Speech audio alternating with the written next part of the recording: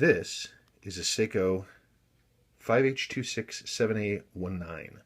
This is a 200-meter dive watch that Seiko produced in the late 90s. They produced a general model like this using two different movements starting in about 1988, and they ran them up to the early 2000s.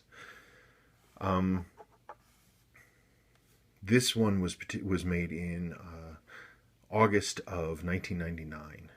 These are actually, they're not easy to find. They're really not easy to find. And not only are they not easy to find, when you do find them, they're almost never in this condition.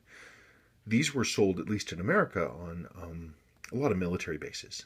And Seiko had a very long and well-deserved reputation with military personnel, starting in Vietnam, for durability and value. And so you could buy a Seiko and be assured that you'd be able to use it and see it at night, and it would live through your training, it lived through your service, and it would help you out. So people really bought them. They had a real military cachet.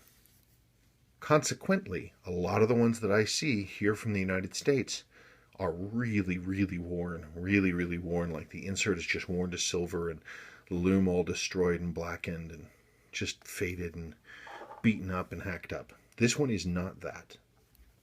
It's completely original to itself, with the exception of a new coil and a new circuit that I put in. But it has all new seals, but it's the original crystal.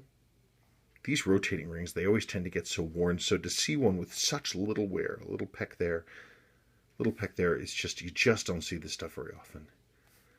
22 millimeter lugs, 42 millimeter case. The case square is a little bit smaller because the rotating ring is just sitting in at about 39 millimeters. But they're cool watches. They're neat. And again, you just don't see them very often. So it's an unusual Pepsi quartz diver.